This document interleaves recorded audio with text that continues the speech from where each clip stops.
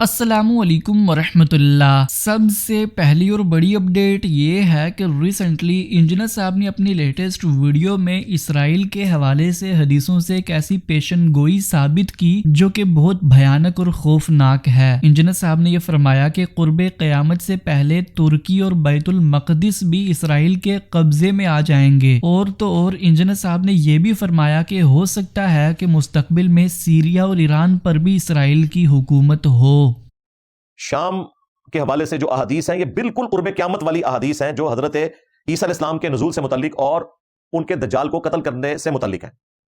इस दौर से मुतल्लिक नहीं है, क्योंकि उसमें तो यह है कि मुसलमान जो हैं कुस्तुनतीनिया को फतह करेंगे, यानी इस्तांबुल को। तो इस्तांबुल तो ऑलरेडी इस वक्त मुसलमानों के पास है। इसका मतलब है कि तुर्की भी काफरों के कब्जे में चला जाएगा।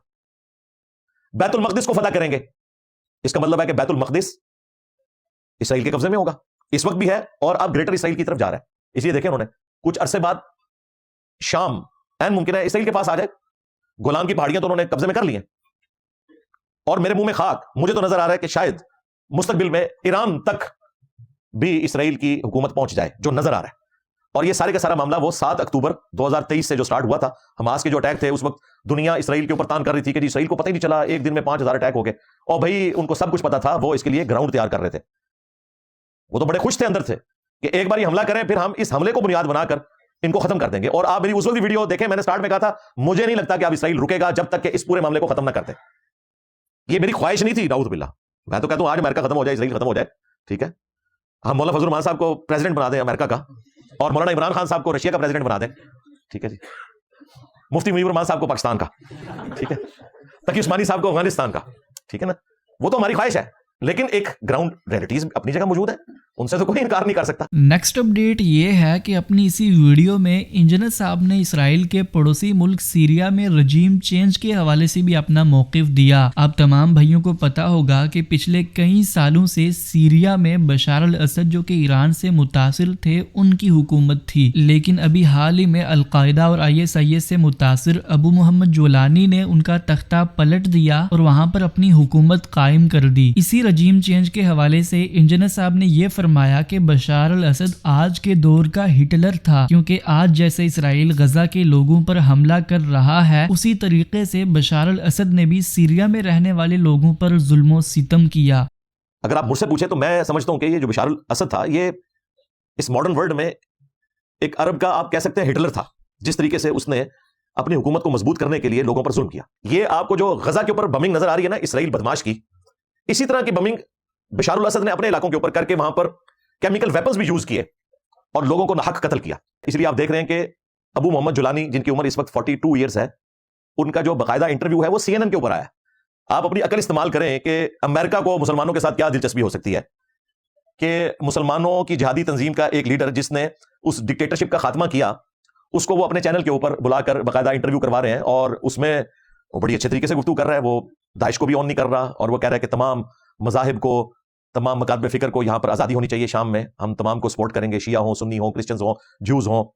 तो वो ही जो आज इस मॉडर्न वर्ल्ड में एक सेकुलर बंदा गुफ्तगू करता है, वही गुफ्तगू आपको नजर आ रही है। कोई इस्लामिक निज़ाम की कोई बात नहीं हो रही है। ये कोई इन्होंने जंग जीत के बशार अल असद को यहाँ से नहीं भगाया, बेसिकली तो अमेरिका ने जंग जीती है। ये सारा लेटेस्ट असला उनकी ट्रेनिंग यूक्रेन में हुई अमेरिका और नेटो के जरिए। और जाहिर है कि नेटो में आपको पता है एक इस्लामिक मुल्क भी है, यूरोपियन टर्की। ये सारी उनकी सपोर्ट के साथ मामला चल रहे हैं। उन्होंने ट्रेन किया है और इनको वहां पर घुसाया और वो फौज इनका मुकाबला नहीं कर सकी। बेसिकली ये इस वक्त आप समझ लें अमेरिका और नेटो की जीत हुई है और रशिया की हार हुई है। हाँ, ये कोई HTS की जीत और बशार अल असद की हार नहीं है। हाँ, बाजार यही नजर आ रहा है, लेकिन पीछे रियलिटी ये है। नेक्स्ट अपडेट ये है कि रिसेंटली मुफ्ती तारिक मसूद साहब ने अपने एक पॉडकास्ट के दौरान ये फरमाया कि जब वो मदरसे से फारिग हुए थे तो मदरसे की जानिब से उनको कोई डिग्री नहीं दी गई थी। जब मुफ्ती साहब ने अपने उस्ताद से डिग्री या फिर सनद मांगी तो मुफ्ती साहब के उस्ताद ने ये फरमाया कि अगर आपके पास इल्म होगा तो डिग्री के बगैर भी आप दीन का काम कर सकते हैं। आता है कि मुफ्ती रशीद अहमद साहब रहमहुल्लाह ताला की राय को अगर लेना है तो मुफ्ती रशीद अहमद साहब तो विफाकुल मदारिस سے بھی مدرسے کے الحاق کے قائل نہیں. بالکل ایسے ہی. وہ تو اس کے قائل ہی نہیں تھے کہ ڈگری سسٹم ہو. میں جب فارغ ہوا ہوں نا تو میرے پاس کوئی سند نہیں تھی.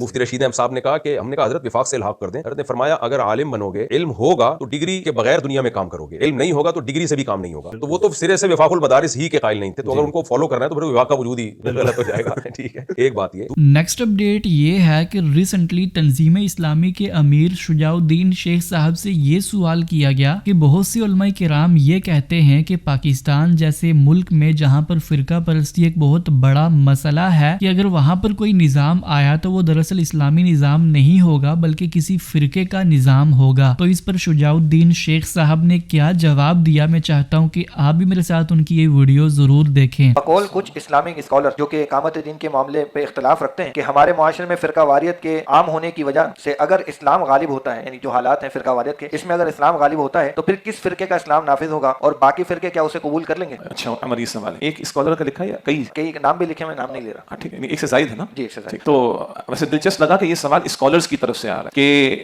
ہمارے یہاں فرقہ واریت بھی ہے، مختلف مسالک بھی ہیں، تو اگر چلے دین نافذ ہو گیا تو کس کا ہوگا؟ یہ تو بڑا مشہور سوال بھی ہے. پاکستان جب قائم ہوا، اسلام کے نام پر قائم ہوا، 1949 میں ہم نے قرارداد مقاصد آبجیکٹو ریزولوشن پاس کر دی اور ہم نے لکھ تو دیا کہ بھائی حاکمیت اس ملک میں اللہ کی اور کتاب و سنت کی بالادستی اور کتاب و سنت کے منافی قانون نہیں بنے گا. تو فوراً سوال آیا کہ بھائی کس کا اسلام آئے گا؟ دیوبندیوں کا آئے گا، بریلویوں کا آئے گا، اہل الحدیث کا آئے گا، شیعوں کا آئے گا، جماعت اسلامی کا آئے گا، کس کا آئے گا؟ یہ سوال اس وقت اٹھا، یہ سوال آج بھی اٹھتا ہے. اس وقت تو بڑے جید علماء تھے، بالکل ارلی 50s کی بات ہے، بڑے جید علماء تھے اور 31 علماء نے 22 نکات اگریڈ اپون 22 پوائنٹس آف 31 علماء، 22 نکات 31 علماء کے، وفاقی سطح کا معاملہ، صوبائی سطح کا معاملہ، ضلعی سطح کا معاملہ، حکمراں کے تعین کا معاملہ، تقرر کا معاملہ، اس کی صفات کیسی ہونی چاہیے، اقلیتوں کا معاملہ کیا ہوگا، نظام تعلیم کا معاملہ کیا ہوگا، چند اہم امور پر سب نے اتفاق کیا اور سب نے سائن کر دیا. اگر ان نکات کے مطابق، ان مشترکہ نکات کے مطابق اگر کوئی نظام پاکستان میں آتا ہے تو ان تمام مکاتب فکر جن میں دیوبندی، بریلوی، اہل الحدیث، اہل تشیع، جماعت اسلامی، یہ سب لوگ موجود تھے، سب نے اس پر سائن کر دیا. اب اس مسئلے کو تھوڑا اور سمجھیں کہ جب اگر اسلامی نظام قائم ہوگا انشاءاللہ تعالی ہوگا تو حکومت یہ کہے گی کہ ہاتھ تم نے اوپر باندھنے خبردار نیچے نہیں باندھنا، یہاں تم نے نیچے باندھنا خبردار اوپر نہیں باندھنا. نہیں، حکومت اس پہ پابندی نہیں رکھتی، اس پر آپ مجھ پر جبر نہیں کرے گی. وہ تو ریاست کی سطح پر ایک لا آف لینڈ کا معاملہ ہوتا ہے، وہ قانون ملک کی سطح کا بنانا پڑے گا تو کوئی ایک رائے لینا ہوگی جو کہ قرآن و سنت کے تابع ہوگی، قرآن و سنت کے مطابق ہوگی. یہ تھی آج کی ساری اپڈیٹس. ملتے ہیں اسی طرح کی نئی اپڈیٹس کے ساتھ، تب تک کے لیے اللہ حافظ. السلام علیکم ورحمۃ اللہ.